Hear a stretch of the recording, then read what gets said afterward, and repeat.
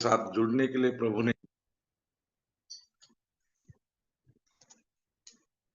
आपके साथ जुड़ने के लिए प्रभु ने मुझे और एक अवसर दिया और ये सुंदर अवसर के लिए प्रभु को धन्यवाद देता हूँ। सुंदर सुंदर गीतों के द्वारा हम प्रभु के नाम की महिमा भाई बहनों ने किया और हम उसका स्वर्गीय आनंद उठा रहे थे। अभी हम वचनों में जाएंगे और हम जो है कलीसिया के बारे में सीख रहे हैं। कलीसिया जो परमेश्वर के दृष्टि में सबसे श्रेष्ठ है और संसार में भी उसके जैसी कोई संस्था नहीं है, उसकी जैसी कोई रचना है ही नहीं। और हम बार बार देखते हैं परमेश्वर ने जो तीन इंस्टीट्यूट जो संसार में बनाया, पहला परिवार है, फिर कलीसिया है, फिर सरकार है। लेकिन सबसे जो श्रेष्ठ जो परमेश्वर को लगता है वो है कलीसिया। और उस कलीसिया के बारे में हम पिछले दिनों से देख रहे हैं और आज हम देखने वाले हैं कलीसिया के और भी कुछ नामों को देखने वाले हैं। पिछले समय में हमने देखा कलीसिया एक झुंड है और दूसरा हमने देखा कलीसिया परमेश्वर की शरीर है। कलीसिया देव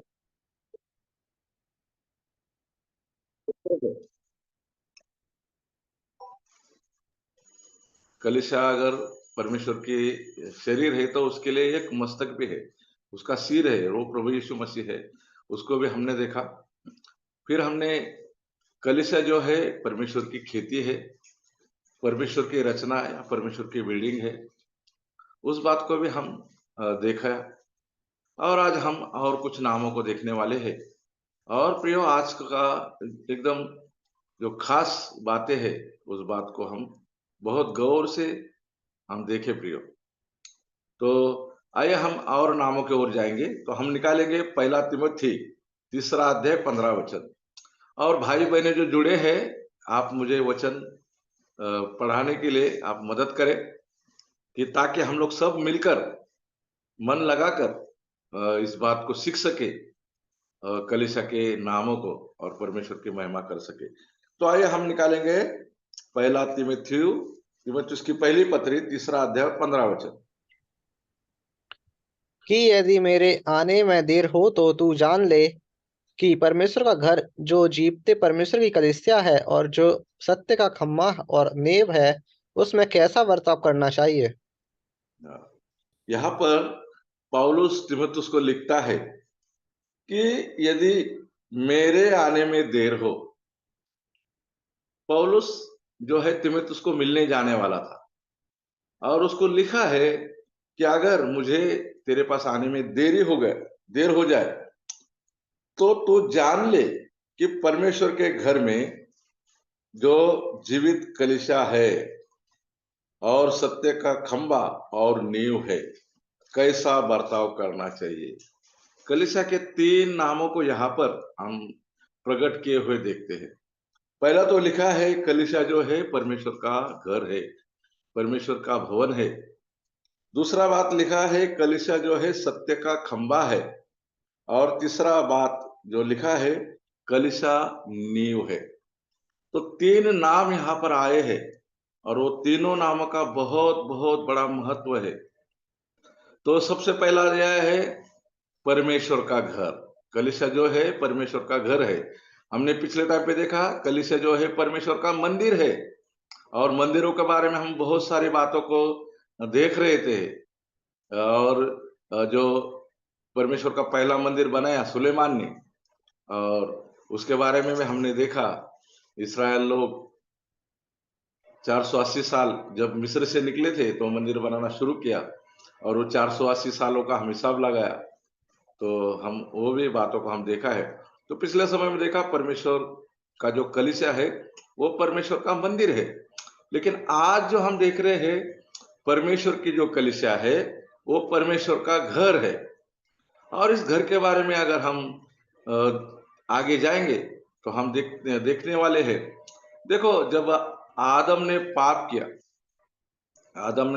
किया, हवा ने जो फल खाया और तभी हम देखते हैं जो पाप संसार में आया। और वो जब पाप संसार में आया तो हवा के अंदर आदम था, दोनों ने पाप किया था। तो पाप के कुछ परिणाम वहां पर हुए हुए हम देखते हैं।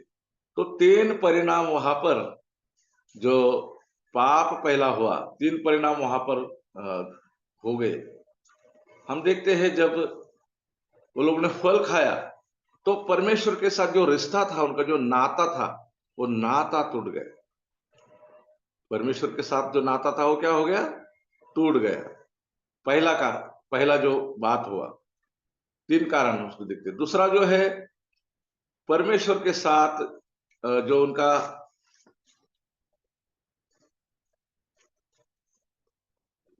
सॉरी, पहला परमेश्वर का जो नियम है, वो नियम को उन्होंने तोड़ा। तो परमेश्वर के जो आज्ञा को उन्होंने तोड़ा, पहला बात है, सॉरी। और वो नियम तोड़ दिया, पहला परिणाम हो गया, परमेश्वर का नियम को तोड़ दिया, परमेश्वर की आज्ञा को उन्होंने तोड़ दिया। दूसरा बात हो गया, परमेश्वर के नाता उनका जो खत्म हो गया, परमेश्वर से नाता उनका बिगड़ गया। क्योंकि परमेश्वर अपने बच्चे जैसा, क्योंकि परमेश्वर के सदृश मनुष्य को बनाया हम सभी को, और परमेश्वर कितना उनसे भेंट करते थे, और वो परमेश्वर का जो उनसे उनके साथ जो नाता था, और वो हम देखते हैं वो बिगड़ गए। फिर तीसरा परिणाम हो गया, उन्होंने जब पाप किया तो परमेश्वर का जो निवास स्थान था, वो निवास स्थान उनको गंवाना पड़ा। उनका निवास स्थान क्या था? एदेन की बात थी, अदेन की वाटिका थी, और वो कितना अच्छा निवास स्थान था। वहां पर हर एक प्रकार के फल थे, फूल थे, और कितना अच्छा वहां पर वो उनका भवन था। लेकिन जब पाप हुआ तो ये 3 परिणाम को हम वहां पर देखते हैं पाप के बाद। और इन 3 क्षेत्रों में मनुष्य गिरा। पहला तो किधर गिरा? परमेश्वर का नियम को तोड़ा, परमेश्वर के साथ उनका नाता बिगड़ गया, रिश्ता बिगड़ गया, और उन्होंने परमेश्वर का जो घर है, जो निवास है, उसको खो दिया। और जब निवास खो दिया तो परमेश्वर और मनुष्य से प्रेम करते थे। जब उनके पाप हुआ तो परमेश्वर ने वो दोनों को अलग-अलग नहीं किया। दोनों को ऐसा ही रखा, उनको अलग-अलग नहीं किया, उन पर क्रोध नहीं किया। और हम देखते हैं कि उनको शाप भी नहीं दिया, भूमि को शाप दिया। और उन्होंने जो वस्त्र पिन बनाए थे, पत्ते के वस्त्र, जो जल्दी सूख कर गिरने वाले थे, परमेश्वर ने उनको चमड़े का वस्त्र उनको बनाकर उनको पहनाया, जैसा बच्चों को पहनाते हैं, ऐसा वहां पर लिखा है। तो परमेश्वर ने उनका जो जरूरत था उस समय में, वस्त्र की जरूरत, वो इन्होंने जो बनाया था वो टेम्पररी था। लेकिन परमेश्वर ने कुछ समय टिकने वाला वस्त्र उनको दे दिया। और हम देखते हैं वो जब निवास खोया तो परमेश्वर चाहते थे कि उनको उनके बीच में मैं रहूं, वो निवास मेरे लिए बनाए, और वो स्वयं परमेश्वर का निवास बने। और परमेश्वर ऐसा निवास और ऐसा घर बनाना चाहते थे जो उसको सबसे प्रिय हो, और वो निवास परमेश्वर ने बनाया है, और वो है कलीसिया। परमेश्वर का घर कलीसिया है, और वो निवास उसने बनाया है। हम उसके बारे में देखते हैं, जो सबसे पहला भविष्यवाणी था कलीसिया का और कलीसिया के भवन का, तो हम उत्पत्ति का 28 अध्याय में आएंगे। उत्पत्ति का 28 अध्याय, वहां पर हम अगर जाएंगे तो वहां पर 10 वचन से हम पढ़ेंगे। वचन 10 से पढ़ेंगे। सो याकूब या बेर्शेबा से निकलकर हारान की ओर चला, और उसने किसी स्थान में पहुंचकर रात वहीं बिताने का विचार किया, क्योंकि सूर्य अस्त हो गया था। इसलिए उसने उस स्थान के पत्थरों में से एक पत्थर ले अपना तकिया बनाकर रखा और उसी स्थान में सो गया। तब उसने स्वप्न में क्या देखा कि एक सीढ़ी पृथ्वी पर खड़ी है, और उसका सिरा स्वर्ग तक पहुंचा है, और परमेश्वर के दूत उस पर से चढ़ते उतरते हैं। और यहोवा उसके ऊपर खड़ा होकर कहता है, मैं यहोवा तेरे दादा अब्राहम का परमेश्वर और इसहाक का भी परमेश्वर हूँ। जिस भूमि पर तू लेटा है उसे मैं तुझको और तेरे वंश को दूंगा, और तेरा वंश भूमि की धूल के किनकों के समान बहुत होगा। और पश्चिम पूरब ठीक है, पढ़िए, पढ़िए। एक वचन पढ़ो, फिर आगे पढ़ेंगे। और पढ़िए। पश्चिम पूरब उत्तर दक्षिण चारों ओर फैलता जाएगा, और तेरे वंश के द्वारा पृथ्वी के सारे कुल आशीष पाएंगे। पढ़िए ब्रदर, अभी 19 तक पढ़िए, चलेगा। और 19 सुन, तक। मैं तेरे संग रहूंगा, और जहाँ कहीं तू जाए वहां तेरी रक्षा करूंगा, और तुझे इस देश में लौटा ले आऊंगा। मैं अपने कहे हुए को जब तक पूरा ना कर लूं, तब तक तुझको ना छोड़ूंगा। तब याकूब जाग उठा और कहने लगा, निश्चय इस स्थान में यहोवा है, और मैं इस बात को ना जानता था। और भय खाकर उसने कहा, यह स्थान क्या ही भयानक है! यह तो परमेश्वर के भवन को छोड़ और कुछ नहीं हो सकता, वरन यह स्वर्ग का फाटक ही होगा। भोर को 19 याकूब वचन। उठा हाँ, ठीक है, पढ़िए, पढ़िए। भोर को याकूब उठा और अपने तकिए का पत्थर लेकर उसका खंभा खड़ा किया, और उसके सिरे पर तेल डाल दिया, और उसने उस स्थान का नाम बेतेल रखा, पर उस नगर का नाम पहले लूज था। याकूब ठीक ने यह मन्नत मानी, यदि परमेश्वर मेरे संग रहकर इस यात्रा में मेरी रक्षा करे, और मुझे खाने के लिए रोटी और पहनने के लिए कपड़ा दे। ठीक है ब्रदर, हमें 19 वचन तक पढ़ना था। धन्यवाद, आपने जो पढ़ा है। यहाँ पर हम देखते हैं, याकूब जो है अपना भाई का डर से भाग रहा है, और वो बेरशेबा से निकला है और मामा के गांव को जा रहा है। और जब हम देखते हैं वो आगे जा रहा है, तो जब वो चलता चलते गया तो वहां पर देखता है वो किसी स्थान पर पहुंचा। अभी वो स्थान का नाम मालूम नहीं, यहाँ पे किसी स्थान लिखा है, तो एक अनजान स्थान है वो स्थान कैसा है? अनजान स्थान है। फिर वहां पर आगे देखता है, वहां पर सूर्यास्त हो गया, अंधेरा का जगह है। अनजान स्थान, अंधेरा का स्थान। फिर आगे हम देखते हैं वैसा जगह पर वो पहुंचा, और उसने क्या किया? एक पत्थर का तकिया बनाकर वहां पर वो स्थान में वो सो गया। फिर उसने सपना देखा, और सपना क्या था? एक सीढ़ी लगी है, और उसका सिर स्वर्ग में है, और उसका जो नीचे का भाग है वो पृथ्वी पर है, और उसके ऊपर स्वर्गदूत आते हैं, जाते हैं, आते हैं, जाते हैं। तो स्वर्ग और पृथ्वी का वो मिलन है, सीढ़ी।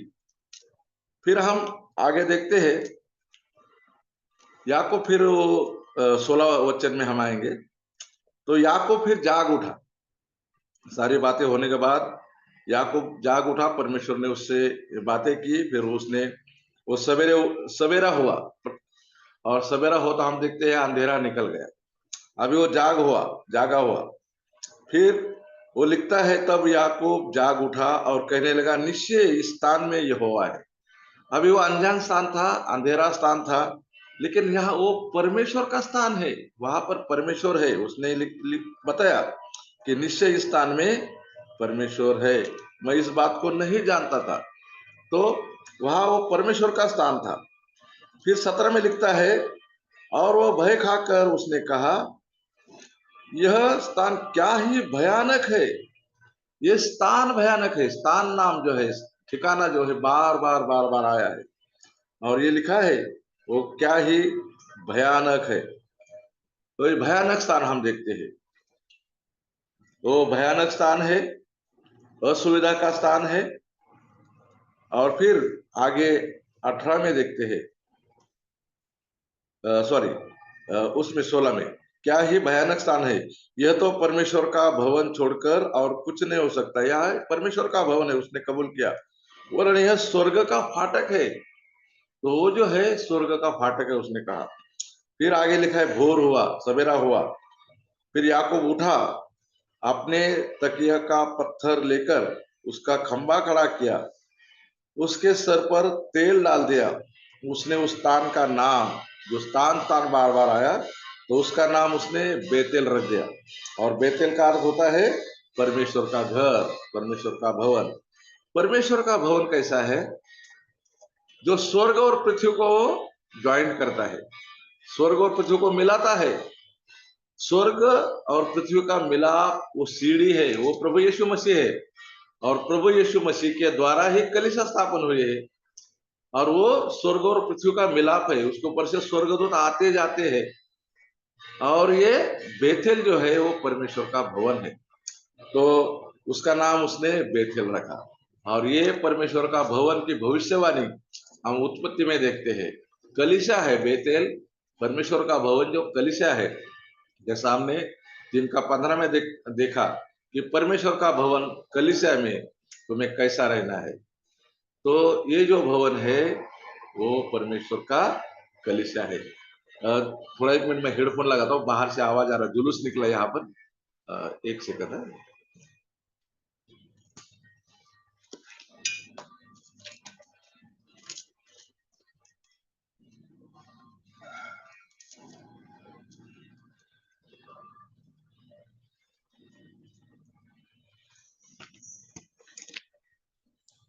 आवाज आ रहा है अभी?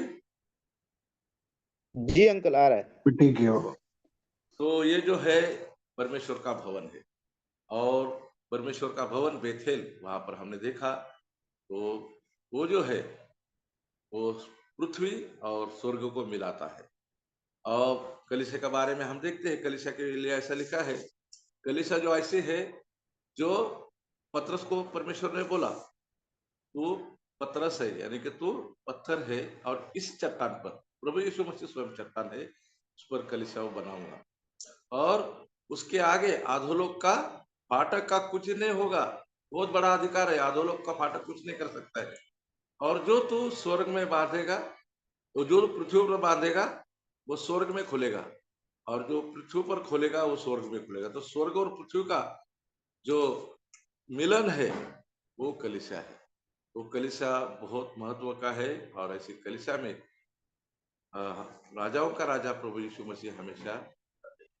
अरे हम भवन के बारे में कुछ बातों को देखने वाले हैं। तो जब परमेश्वर का भवन है, परमेश्वर का घर है, तो उस भवन को हम कैसा रखना चाहिए।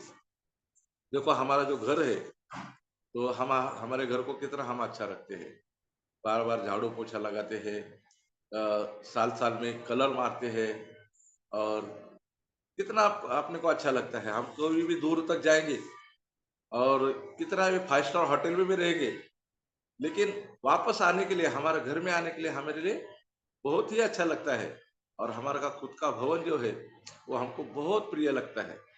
तो परमेश्वर का भवन परमेश्वर को प्रिय है, और हमें भी वो प्रिय होना चाहिए। तो उस बातों को हम देखने वाले हैं। आइए एक वचन को हम देखेंगे, भजन संहिता 93 का 5 देखेंगे। भजन संहिता 93 का 5।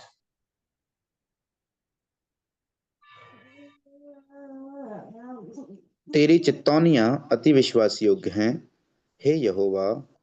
तेरे भवन के को युग युग पवित्रता ही शोभा देती है।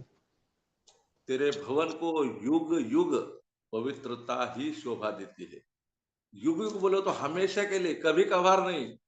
तो कलीसिया जो है वो पवित्र है, पवित्र रहेगी, और वो पवित्रता ही उसको शोभा देती है। और इसलिए हम देखते हैं इफिसियों के पत्र में लिखा है कि वो कलीसिया को वो शुद्ध करता है वचनों के द्वारा।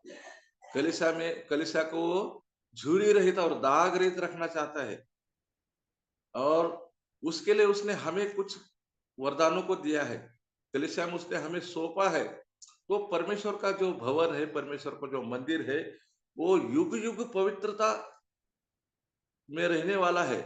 तो हम उसकी पवित्रता ना बिगाड़े, हमारे बुरे चाल चलन, बुरी बातों से परमेश्वर का जो भवन है, परमेश्वर की कलीसिया है, परमेश्वर का घर है, हम उसको गंदा न करें, वो पवित्र पवित्र रखने का हम भी प्रयत्न करें।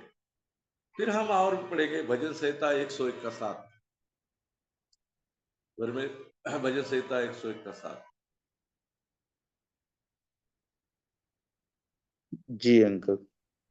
जो छल करता है वह मेरे घर के भीतर ना रहने पाएगा। जो झूठ बोलता है वह मेरे सामने बना ना रहेगा। छल करने वाला, झूठ बोलने वाला, वो घर में नहीं रहता है। परमेश्वर सह लेता है कलीसिया में, थोड़ा अवसर देता है, और अगर नहीं सुनता है तो जैसा हम दाल में से वो जो करी करी पत्ता रहता है, कैसा उठा के हम बाजू में रखते हैं, ऐसा परमेश्वर उठा के बाजू रखता है। बहुत सारे उदाहरण है प्रियो मेरे सामने। छल करने वाले, कपट करने वाले, कलीसिया के साथ खिलवाड़ करने वाले को परमेश्वर कैसा उठा के कैसा बाजू में रखा है, सोच भी नहीं सकते, हम कभी भी नहीं सोच सकते थे। इतना अच्छा कलीसिया में आई, इतना सब कुछ, लेकिन परमेश्वर ने उसको बाजू में कर दिया। क्योंकि परमेश्वर हमारे अंदर नहीं देखता, बाहर दिखता, ऊपर की बातों को नहीं दिखता। ऊपर हम तो बहुत अच्छे दिखते हैं, हरे भरे पेड़ दिखते हैं। प्रभु यीशु मसीह ने जब उसको भूख लगी थी तो अंजीर के पेड़ के पास गया, बहुत हरा भरा था, फल नहीं था। परमेश्वर ने उसको शाप दे दी, और फिर चेले जब शाम को वापस लौटे तो पूरा वो सूख गया। अगर हम कलीसिया में है, हरे भरे खाली दिखते हैं, फल नहीं है, कपट के कारण हमारे अंदर फल नहीं आता है। प्रभु ने एक ही चमत्कार किया, और वो ऐसा चमत्कार था कि वो पेड़ सूख गया था। बाकी सारे चमत्कार को देखो, आश्चर्य कर्मों को देखो, कितने भले भले किया, लेकिन पेड़ सूख गया क्योंकि वो फल नहीं देता था। ये प्रयोग फल नहीं देने वाले एक विश्वासी का चित्र है। तो हमने देखा भजन संहिता 101 का 7, और हम देखेंगे भजन संहिता उसका 92 का 13, 92-13। वे यहोवा के भवन में रोपे जाकर हमारे परमेश्वर के आंगन में फूल फलेंगे। वे परमेश्वर के भवन में रोपे जाकर हमारे परमेश्वर के फल फूलेंगे। देखो वहां पर जो है ना, रोपा जाना चाहिए परमेश्वर के भवन। दो प्रकार के रहते, एक है ना ये रखा जाता है। जब हम बाहर से गमला लेके आते हैं, फूलदाने लाते हैं, तो रेडी फूलदाना लाते हैं और हम लोग अपने घर में रख देते हैं। देखो अब ये मेरे पीछे जो है फूलदानी, वो रखा हुआ है, वो रोपा हुआ नहीं है। इसको कभी भी उठा के हम बाहर लेके जा सकते, कुछ भी कर सकते, इसको फेंक सकते, कुछ भी कर सकते गंदा होने के बाद। लेकिन रोपा जाना जरूरत है। अगर हम कलीसिया में है तो हम रोपे हुए चाहिए, हम जड़ पकड़ने वाले चाहिए। अगर हम जड़ नहीं पकड़ते हैं तो हम उस भवन के में कुछ काम के नहीं है। रखना और रोपना बहुत फर्क है। तो कलीसिया का भवन में हम कैसा होना चाहिए? रोपा जाना चाहिए। तो जो रोपे जाते हैं वो फल लाते हैं, और जो रखे जाते हैं कभी आओ कभी जाओ, आओ जाओ घर तुम्हारा, खाओ पियो बर्तन हमारा, ऐसा स्थिति हमारा नहीं होना चाहिए। तो प्रियो, और एक क्वेश्चन को हम देखेंगे, भजन संहिता 122 का 1।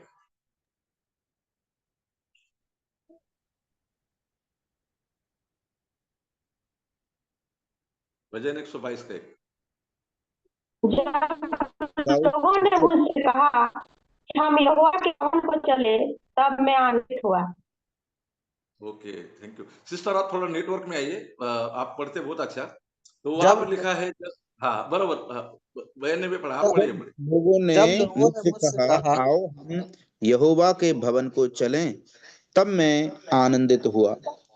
दाऊद लिखता है, उसके मित्रों ने कहा चलो आज हम भवन को जाएंगे, और वो क्या बोलता, मैं बहुत आनंदित हुआ। प्रियो, हमको ऐसा होता है क्या? जब हम भवन को कोई बोलता है चलो, या प्रभुवार संडे रहता है, समय पे जाना रहता है, हम आनंदित होते क्या? दाऊद कहते हैं मुझे बहुत आनंद हुआ। और वो जो भवन था पहला पहाड़ी पे था, ऐसा ऊपर ऐसा पायरी चढ़ते चढ़ते चढ़ते चढ़ते जाना पड़ता था, लेकिन वो बोला मैं बहुत आनंदित हुआ। मित्रों ने कहा चलो हम भवन के जाएंगे, बहुत आनंद हुआ। ऐसा आनंद के साथ जो कलीसिया है, परमेश्वर का भवन है, हम उसमें आना चाहिए। और एक वचनों को हम पढ़ेंगे, भजन संहिता 84 का 4। क्या ही धन्य है वे जो तेरे भवन में रहते हैं, वे तेरी स्तुति निरंतर करते रहेंगे। देखो जो भवन में रहते हैं कैसे है वो? धन्य है। धन्य का अर्थ क्या होता है? आशीषित। और सुखी, मराठी में सुखी बोला है, यानी कि आशीषित। तो कौन है आशीषित? जो उसके भवन में रहते हैं। और ऊपर देखो दो पक्षियों का वहां पर उदाहरण दिया है। 84 भजन में देखो दो पक्षी के बारे में लिखा है। पढ़े ब्रदर ऊपर 84 का ऊपर का पद।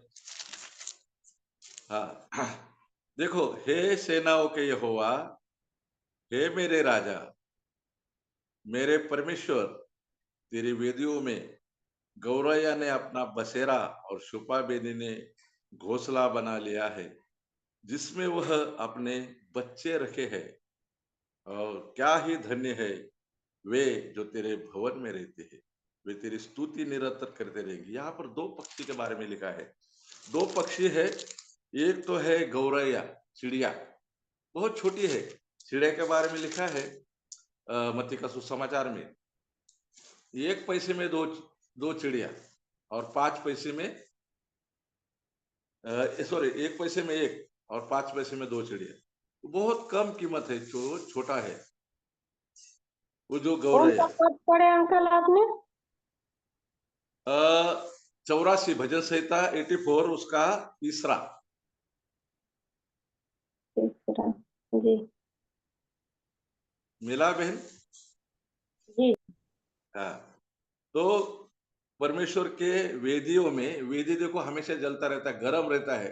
वो वेदी था परमेश्वर के भवन में बनाया हुआ, और वो वेदी में घरौंदा बना है छोटा, और उस उधर कौन रहता है? गौरैया रहते है, चिड़िया रहती है वहां पर।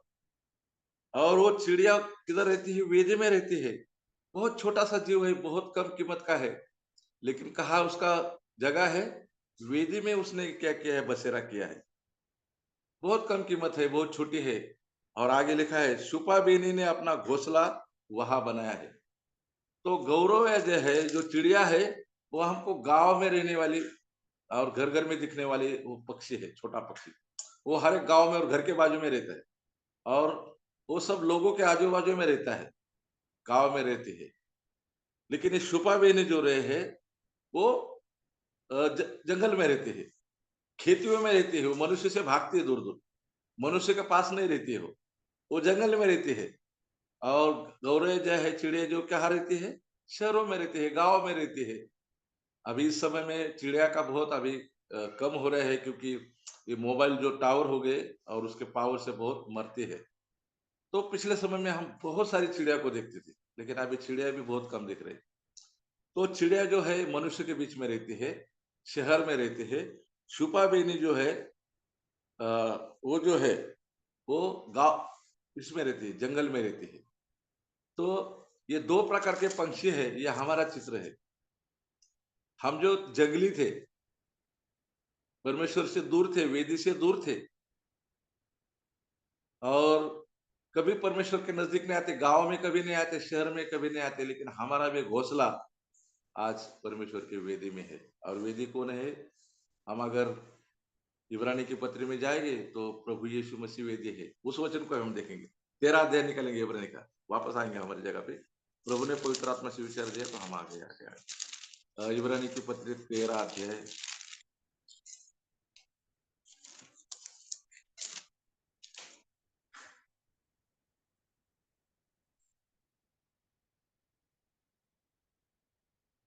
दस वचन। हमारी एक हमारे ऐसी वेदी, हाँ, पढ़िए। हमारी एक ऐसी वेदी है जिस पर से खाने का अधिकार उन लोगों को नहीं जो तंबू की सेवा करते हैं, और वो प्रभु यीशु मसीह हमारी वेदी है। तो आज हम छुपा बेने जैसे बाहर के हैं, अन्य जाति है, लेकिन हमारा जगह उस वेदी में है। चिड़िया जो शहर में रहती है, ये इसराइल का चित्र है। संख्या में बहुत कम है, लेकिन परमेश्वर की चुनी हुई प्रजा है, और वो भी परमेश्वर के नजदीक रहने वाले हैं। तो इसराइल और हम लोग को हमारे परमेश्वर ने हमारे परमेश्वर ने जोड़ दिया है। कलीसिया इस नाते हम जुड़ गए हैं। अब ना कोई यूनानी रहा, ना कोई अन्य जाति, ना कोई इसराइल, ये सब मिलकर कलीसिया बनी। तो प्रियो, हम उस गौरव छुपा भी नहीं जैसे है, जंगली है, और परमेश्वर ने हमें उसे जोड़ा है। आगे लिखा है, क्या ही धन्य है वे जो तेरे भवन में रहते हैं, वे तेरी स्तुति निरंतर करते रहेंगे। जो उसके भवन में रहते हैं, जो उसके घर में रहते हैं, जो कलीसिया में रहते हैं सच्चे मन से, वो परमेश्वर की निरंतर स्तुति करते हैं, धन्यवाद देते हैं। तो ऐसा भी हम यहाँ पर देखते हैं। और एक वचन को हम देखेंगे, 52 का 8, 52 का 8, भजन 52:8। परंतु मैं तो परमेश्वर के भवन में हरे जलपाई के वृक्ष के समान हूँ। मैंने परमेश्वर की करुणा पर सदा सर्वदा के लिए भरोसा रखा है। हाँ, मैं तो परमेश्वर के भवन में हरे जैतून या हरी जलपाई के जैसे हूँ। क्या हम हरे हैं क्या सूखे हैं? अगर हम वचन में हैं तो हरे भरे हैं, और हम वचन में नहीं है, परमेश्वर से दूर है, तो हम सूखे हुए हैं। देखो, प्रभु यीशु मसीह ने कहा कि मैं दाख लता हूँ और तुम डालियां हो, और जो डालियां फल नहीं देती उसे काटता हो या छांटता हो। छांटने के बाद, काटने के बाद उसको फेंका जाता है और वो सूख जाती है। तो अगर परमेश्वर में बने रहे, प्रभु यीशु मसीह में बने रहेंगे, तो हम हरे रहेंगे। और जैतून के बारे में देखते हैं, जैतून की आयु बहुत अच्छी बहुत होती है। और जो जैतून है, वो जैतून का जो तेल है, वही परमेश्वर को भवन में जो अ, मंदिर के अंदर जो दीप वृक्ष था, जिसको 7 ये थे, तो वो दीप वृक्ष में वो जैतून का तेल डाला जाता। जैतून का तेल के बारे में वहाँ पे इसराइल में खाने के लिए भी करते, लेकिन वो शुद्ध जैतून का तेल वहाँ पे उपयोग लाते थे। तो जैतून के बारे में आप बहुत बड़ा स्टडी है। तो हम हरे जैतून के जैसे हैं, यानी कि हमारा उम्र बहुत होता है। कभी होता है अगर मैं परमेश्वर के भवन में हूँ। परमेश्वर के भवन में जैतून के समान या जलपाई के समान हूँ, तो हम परमेश्वर ने हमें रखा है, जैतून की जलपाई जैसा रखा है, तो हम हरे भरे रहे। वचन में अगर हम नहीं रहेंगे तो हम सूख जाते हैं, हरे भरे नहीं रहेंगे। और एक वचन को देखेंगे, 27 का 4, भजन 27 का 4। एक बार मैंने यहोवा से मांगा है, उसी के यत्न में लगा रहूंगा कि मैं जीवन भर यहोवा के भवन में रहने पाऊं, जिससे यहोवा की मनोहरता पर दृष्टि लगाए रहूं और उसके मंदिर में ध्यान दिया करूं। देखो, दाऊद कहता है, और उसने एक वर मांगा है, और वो वर क्या है कि मैं जीवन भर यहोवा के भवन में रहने पाऊं। प्रभु, मुझ पर दया कर, अनुग्रह कर, मैं जीवन भर, जब तक मुझे इस संसार में जीवन दिया है, मैं तेरे भवन में रहूं, मैं तेरे कलीसिया में रहूं। और आगे लिखता है, जीवन भर यहोवा के भवन में रहने पाऊं, जिससे यहोवा की मनोहरता पर दृष्टि लगाए रहूं। हमें हमारा परमेश्वर कितना मनोहर है, कितना सुंदर है, उसको अगर देखना है तो हमें कलीसिया में जाना पड़ेगा, उसकी ओर दृष्टि लगाना पड़ेगा, उसके बातों को, पवित्र शास्त्र में उसकी सुंदरता को ढूंढना पड़ेगा, तभी हमें वो सुंदर दिखता है। और ये कहता है, मैं जब भवन में आएगा तो तेरी सुंदरता को मैं देख पाता हूँ।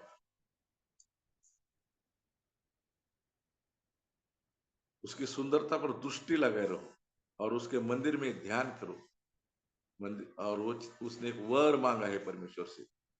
हम क्या वर मांगते हैं? हमें ये दो, ये दो, वो दो, वो दो, तो मैं ऐसा करूंगा, मेरे को वो मिलेगा तो मैं ऐसा करूंगा, वर मांगते हैं। लेकिन ये तो इसने क्या वर मांगा है कि मैं परमेश्वर के भवन में सदा या जीवन भर रह पाऊं। तो दाऊद के जैसे हम प्रार्थना करना सीखे। और एक पढ़ेंगे भाई, 27 का 4 पढ़ा है, अभी एक 23 का 6 पढ़ेंगे। 23 का 6। निश्चय भलाई और करुणा जीवन भर मेरे साथ साथ बनी रहेगी, और मैं यहोवा के धाम में सर्वदा वास करूंगा। ये दाऊद का गारंटी है, मोदी का गारंटी नहीं, दाऊद का गारंटी। निश्चय भलाई और करुणा जीवन भर मेरे साथ बनी रहेगी, और मैं यहोवा के धाम में, परमेश्वर के घर में सदा वास करूंगा। कि उसने परमेश्वर को अपना चरवा माना है, और वो परमेश्वर मेरा चरवा है, वो इतना पूरा मन से कहता है, क्योंकि उसने उस चरवाहे को जान लिया था, परमेश्वर कैसा चरवा है। एक बार एक बड़ी सभा हुई थी, और वो सभा में बहुत सारे लोग आए, और पिक्चर सिनेमा के बड़े बड़े एक्टर आए, जो खास आवाज निकालते हैं और खास मिमिक्री करते हैं, ऐसे भी बहुत सारे लोग आए थे। और वहां पर फिर किसी ने बोला ये हमारे भारत का नहीं है, बाहर का है। तो किसी ने बोला एक एक्टर को बोला, उसका बहुत बढ़िया आवाज़ था। उसके आवाज़ से लोग एकदम ये होते थे, एकदम खुश होते थे। तो उसको बोला, भाई आप एक 23 भजन संहिता पढ़ो, और उसने वो 23 भजन संहिता पढ़ी। तो जब 23 भजन संहिता पढ़ी तो लोग ऐसे जोर-जोर से ताली बजाए थे। उसने एकदम उसके आवाज़ में एकदम रंगीन करके उसको पढ़ लिया, और लोगों ने बहुत-बहुत ताली बजाई। वाह! वाह! क्या आवाज़ है, क्या खूबसूरत है, क्या खूबसूरत आपने पढ़ा है। तारीफ़ करने लगे लोग। लेकिन वहाँ पर एक बुजुर्ग, एक प्राचीन बैठा था। मंडली का प्राचीन वडील बैठा था, और उसको बोला, भाई आप इस भजन को पढ़ो अभी। और जब वो भाई ने भजन पढ़ा, ये 23 भजन, सारे लोगों के आँखों में आँसू थे। सारे लोगों के आँखों में आँसू थे। जब तक भजन खत्म हो गया, सारे लोग रो रहे थे। और जिसने पहला जो एक्टर ने जो पहला भजन पढ़ा था, वो जाके उसके गले मिल गए, और भाई बोला, आप सच्चे प्रभु से जुड़े हैं, क्योंकि आपने उस चरवाह को जान लिया, और इसीलिए आप उस चरवाह के बारे में ऐसा कह सकते थे, पढ़ सकते। मैं तो एक एक्टर हूँ, मैं तो तालियां लूंगा, लेकिन आप के दिल में वो चरवाह है, और आप वो चरवाहे से जुड़े हैं। तो प्रियो, दाऊद यहाँ पर कहता है कि मैं परमेश्वर के भवन में सदा सर्वदा वास करूंगा। हमें गारंटी है कि भाई हम इस दुनिया को छोड़ेंगे तो प्रभु के साथ रहेंगे, या प्रभु आ जाएगा तो हम उसके भवन में रहेंगे। जब हम कलीसिया में रहेंगे तो प्रभु कलीसिया को लेने के लिए आने वाले।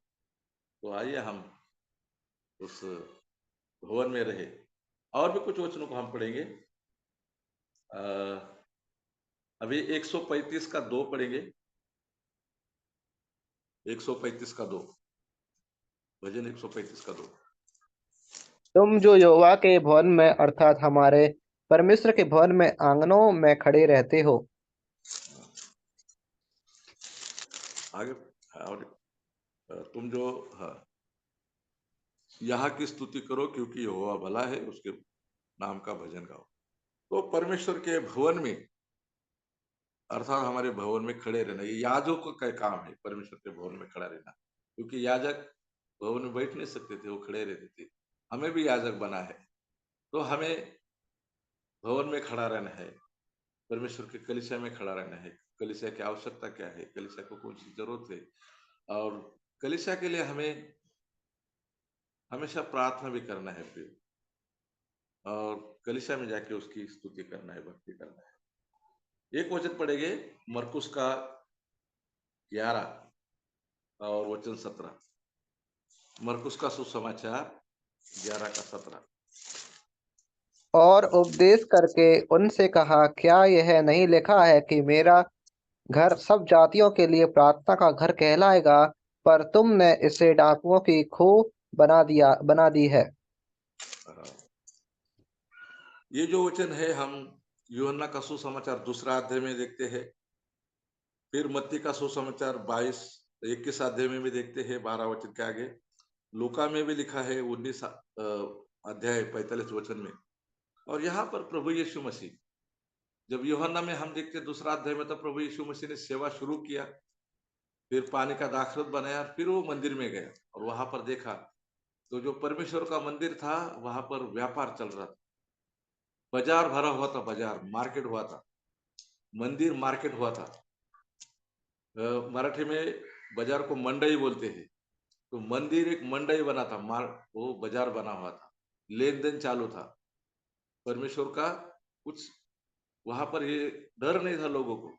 लोग अपने अपने जानवरों को लाते थे, लूले लंगड़े जानवर को सौदा करते थे, और बाहर से जो लोग आते थे तो मंदिर के लिए मंदिर का पैसा से हिसाब से उनको दान देना था, तो वो भी पैसे का लेन देन था, उसमें सब दलाली चलता था। और ऐसा बाजार देखा हो, प्रभु यीशु मसीह ने देखा, और हम देखते हैं वो सभी को, जानवरों को बाहर निकाला, लोगों को भी बाहर निकाला, एक चाबुक लेके उनको बाहर निकाला। पहला तो मनुष्य को बाहर निकाला, पहला जो यूहन्ना में है वो जानवरों को बाहर निकाला हम देखते हैं। लेकिन अगर हम मत्ती में जाएंगे तो वहां पर मनुष्यों को भी उसने बाहर निकाला। और जो मत्ती में जो है प्रभु यीशु मसीह के आखिरी सप्ताह में जब उनको सलीब पर जाना था, वो मंदिर में गए और उन्हें 2 बार मंदिर का शुद्धिकरण किया। पहला सेवा का शुरुआत में और सेवा का समाप्ति। मंदिर में जाके वहां पर जो व्यापार चला था, बिजनेस चल रहा था, और प्रभु यीशु मसीह ने उनको वहां से निकाला और लिखा है कि तुमने क्या किया है, मेरा मंदिर को, लिखा है जो मेरा मंदिर है, जो मेरा परमेश्वर का घर है, वो डाकुओं सब, की खोए। हाँ, जातियों के लिए प्रार्थना का घर बनना चाहिए था, लेकिन उसको डाकू की खो बनाई। और डाकू का खोबल तो बहुत बड़ा गहरा रहता है, और वो डाकू जो भी लूट के लाते फेंक देते उसके अंदर, जमा करते जमा करते वो। तो क्या हमारे कलीसिया को ऐसा किया है? व्यवहार कर रहे हैं, बिजनेस कर रहे हैं, कलीसिया में लेन देन कर रहे हैं? प्रियो, प्रभु को ये पसंद नहीं। प्रभु ने मनुष्य को बाहर किया, आखिरी में पहला जानवरों को बाहर किया, थोड़ा इंतजार किया प्रभु ने 3.5 साल तक, फिर उनको मनुष्य को बाहर किया। पहला तो चाबुक निकाला, लेकिन ये टाइम पे शब्द से निकाला। अगर हम भी, हमारा जो कलीसिया है वहां पर बिजनेस करते हैं, तो परमेश्वर और हमारा प्रभु यीशु मसीह कभी सहन नहीं करते, क्योंकि वो प्रार्थना घर होना चाहिए। वहां पर डाकू का खो नहीं चाहिए, लुटेरे का खो नहीं चाहिए। वहां पे लूट पर चले। आजकल देखो कलीसिया का बहुत बड़ा स्थिति है। मेरा ससुराल में एक कलीसिया है, अपना ब्रदर का नहीं, वो कलीसिया है, और उसका जो कैशियर था, वो कैशियर कुछ वो नाचने वाली लेडीज को लेके और कुछ गाना गाने वाले लोगों को लेकर एक टीम बनाकर इलेक्शन में, अभी का नहीं, ये 1985 का, 1985 से 90 का दरमियान का घटना है। तो वो इलेक्शन के लिए प्रचार के लिए जाता था, और वो जो बुलाएगा उनको, कांग्रेस वाला बुलाएगा, बीजेपी वाला बुलाएगा, उनके थ्रू से वो प्रचार करते थे। लेकिन ये पूरा उनका काम होने के बाद उनको चेक दिया जाता था, और फिर चेक देने के बाद, चेक पास होने के बाद उनको पैसा मिलता था। लेकिन उससे पहले उनको खर्चा करना पड़ता था, जो लोग साथ में लेके जाते उनका खाना पीना रहना पीना उनको।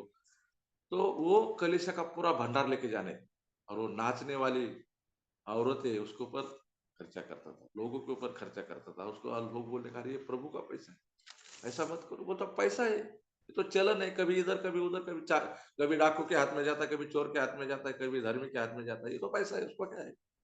लेकिन प्रियो, हम देखते हैं ऐसा करके वो टाल देता था, लेकिन आखिरी में बहुत जल्दी मर गया और कीड़े पड़ के मर गए।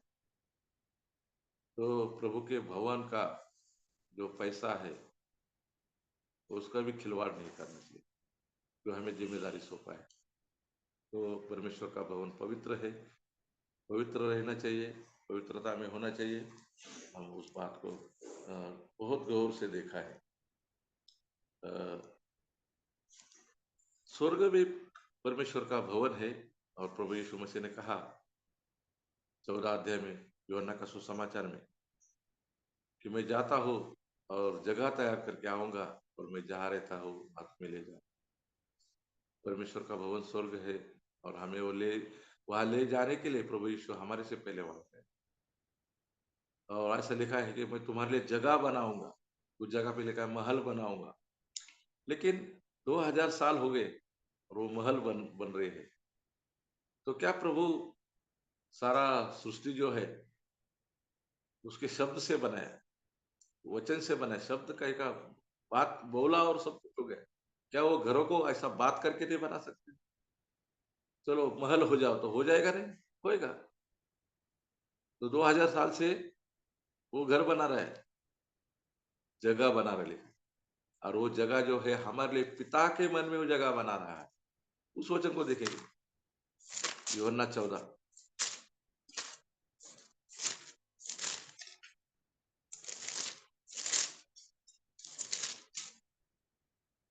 तुम्हारा मन व्याकुल न हो, पहला वचन। परमेश्वर पर विश्वास रखो और मुझ पर भी विश्वास रखो। प्रभु यीशु मसीह का, अभी प्रभु यीशु मसीह का बलिदान होने वाला है, और वो जाने वाला है, तो इसके लिए चेलों को वो कहता है, और तुम्हारा मन व्याकुल रहो। परमेश्वर पर विश्वास रखो, मुझ पर विश्वास रखो। मेरे पिता के घर में बहुत से रहने के स्थान है, यदि न होते तो मैं तुमसे कह देता, क्योंकि मैं तुम्हारे लिए जगह तैयार करने जाता हूँ। और वो भवन जो है परमेश्वर के मन में जगह तैयार कर रहा है, क्योंकि देखो किसके मन में हमारे लिए जगह रहेगा तो हमको आने के लिए वेलकम करेगा, और मन में जगह नहीं रहेगा तो मैं आने नहीं देगा। तो परमेश्वर के मन में हमारे लिए वो जगह तैयार कर, ताकि परमेश्वर हमें स्वर्ग में प्रवेश, तो परमेश्वर के भवन में स्वर्ग में हमें जाना है, यरूशलेम में हमें जाना है, स्वर्गीय यरूशलेम में जाना है। लेकिन स्वर्गीय यरूशलेम का चित्र हमारे धरती पर है, कलीसिया है। उस कलीसिया में हम निरंतर जाए और उसका महत्व हमारे जीवन में सदा सदा रहे, ऐसा हम परमेश्वर की इच्छा है। तो बेथेल जो है वो भयानक स्थान के बाद था, फिर वो असुविधा का स्थान था, और वो परमेश्वर का घर का स्थान था, बेथेल, तो उसने नाम दिया। फिर हम प्रिय देखते वहां पर जब वो याकूब जो भाग जा रहा था, उसने वो देखा परमेश्वर की महिमा को, तो हम देखते याकूब का जीवन बदला, और उसके जीवन में वो अनुभव आया। और आगे हम उसी वचन में पढ़ते हैं, उसको आशीष दिया परमेश्वर ने। ये बेथेल में हम आते हैं तो हमारा जीवन बदल जाता है। बेथेल का अर्थ होता है परमेश्वर का घर, कलीसिया। तो हमारा जीवन बदलता है। हमारे जो अनुभव था वो कटुए अनुभव से, कड़वाहट के अनुभव से वहां पे जा रहा था, अंधेरा था, जीवन में अंधेरा है, वहां पर सोने के लिए जगह नहीं है, तकिया लिया सर के नीचे, और भाई से भाग रहा है डर के।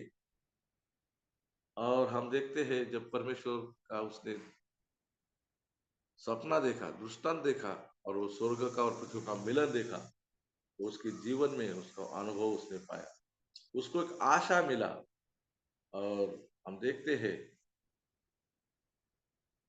उसको आशीष भी दिया उसी जगह पर। तो हम अगर कलीसिया में जाते हैं तो ये सारी बातें हमें मिलती है, ऐसा अनुभव हमें मिलता है। एक वचन को देखेंगे, व्यवस्था विवरण 6:23। व्यवस्था विवरण 6:23।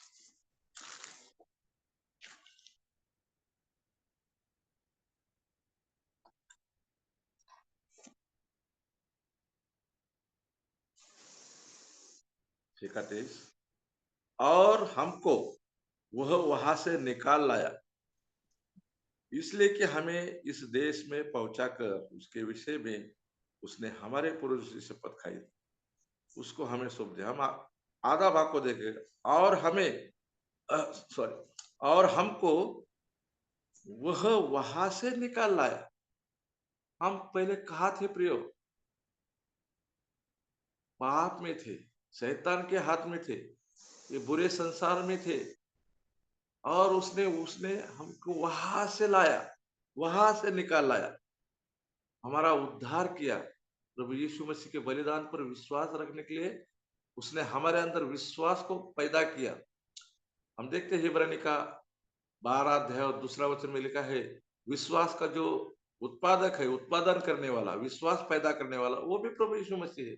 उसने हमारे अंदर विश्वास डाला। हम क्या विश्वास करेंगे? अविश्वासी लोग क्या विश्वास करेंगे? हम कहाँ थे प्रियो? पहले किधर थे? लेकिन उस वचन में हम देखते हैं, और हमको वह वहां से निकाल लाया। कहाँ से निकाल लाया? देखो हमारी स्थिति को जानो, कहाँ थे हम? वहां से हमें निकाल लाया और हमें इस स्वर्गीय देश में लाया, इस भवन में लाया, इस कलीसिया में लाया। उस परमेश्वर की हम महिमा करेंगे। वो कलीसिया के लिए प्रभु को धन्यवाद देंगे, जो कलीसिया परमेश्वर ने स्थापित की, और उस कलीसिया के हम अंग बन गए हैं। परमेश्वर का शरीर है कलीसिया, हम उसके अंग बन गए। हम हरे जैतून के जैसे है कलीसिया में, हमें रखा नहीं गया, हम वहां बोए गए। तो ऐसा ही हमारा जीवन हो। कलीसिया का महत्व हम सभी को आने वाले दिनों में समझे, और उस कलीसिया को जो परमेश्वर का घर है बहुत पवित्र समझकर हम उसमें रहे प्रियो। अपने आप को निरंतर पवित्र करके रहे, क्योंकि परमेश्वर ने कहा है मैं पवित्र हूँ, तुम पवित्र होना चाहिए, तभी तुम स्वर्ग में जाएंगे। अपवित्र लोग, गंदा बर्तन को परमेश्वर उपयोग में नहीं लाता। अगर कलीसिया में भी आपको कुछ उपयोग में आना है, परमेश्वर के काम में आना है, तो हमारा गंदापन जो है उसको दूर करना है। गंदे लोगों को परमेश्वर उसके घर में उपयोग में नहीं लाता है। इसमें तीमुथियुस का पत्र में लिखा है परमेश्वर के घर में जो कोई भी घर रहते हैं उसमें अलग अलग प्रकार के बर्तन रहते हैं, और वो बर्तन का उपयोग अलग अलग कामों के लिए रहते हैं, लेकिन गंदे बर्तनों को परमेश्वर कभी उपयोग में नहीं लाता है। तो हम परमेश्वर के बर्तन है, मिट्टी के बर्तन है। और कुरिन्थियों के पत्र में लिखा है ऐसे मिट्टी के बर्तन में उसने धन रखा है, पवित्र आत्मा रखा है, और हम मिट्टी के बर्तन में परमेश्वर का आत्मा है। हम परमेश्वर के मंदिर बने हैं, और ये मंदिर परमेश्वर के भवन में जाते परमेश्वर की आराधना करता है। हम उस सुपाबीने जैसे है जो गांव से बाहर थे, अपने परमेश्वर के लोगों से दूर थे, हम वेदी में हमारा घर बना है। तो क्या ही हमारा सौभाग्य है प्रियो कि परमेश्वर ने हमें उस कलीसिया में रखा है। तो उस कलीसिया को जो परमेश्वर श्रेष्ठ समझता है, उसका पुत्र कलीसिया में घूमता है। हम प्रकाशित वाक्य के पहला अध्याय में 7 कलीसिया का चित्र है वहां पर, और वो कलीसिया में प्रभु यीशु मसीह घूमता है। तो कलीसिया में प्रभु यीशु मसीह, क्योंकि कलीसिया उसकी है, और उस कलीसिया में हमें रखा है कि हम पवित्र रहे, शुद्ध रहे, और कलीसिया उसको हमेशा पवित्रता शोभा देता है। तो आइए प्रभु हमें ये सारे बातें करने के लिए सहायता करे, और आने वाले दिनों में अभी ये तीनों भी विषय मैं आज पूरा करने वाला था, लेकिन प्रभु एक ही विषय पर परमेश्वर के घर के ऊपर है देखा, तो मैं बोला 20-20 मिनटों में ये सब खत्म करूंगा, लेकिन प्रभु की महिमा हो, प्रभु ने अलग विचार दिए। अगले समय में हम 2 बातों को देखने वाले, खंबा और नींव। तो अगले बुधवार को प्रियो मैं नहीं रहूंगा, क्योंकि नांदेड़ नाम का जो जगह है, आंध्र डिस्ट्रिक्ट, यहाँ से 650 किलोमीटर है, और हम बुधवार को 5:30 बजे का ट्रेन है। हम जर्नी में रहेंगे तो ट्रेन में नेटवर्क नहीं मिलेगा, और ट्रेन में मीटिंग में नहीं कर सकते हैं। तो अगले बुधवार मैं नहीं रहूंगा। उसके बाद में हम ये दोनों बातों को भी देखने वाले हैं। तीमुथियुस की पहली पत्री 3 अध्याय और 15 वचन। जो कलीसिया जो है परमेश्वर का घर है, और वो खंबा है और नींव भी है, और उसमें हमें कैसा बर्ताव करना चाहिए वो बातों को आप, तो प्रभु हमें अच्छा बर्ताव करने के लिए, प्रभु को पसंद होने वाला बर्ताव करने के लिए प्रभु हमें सहायता करे। परमेश्वर के नाम की महिमा हो।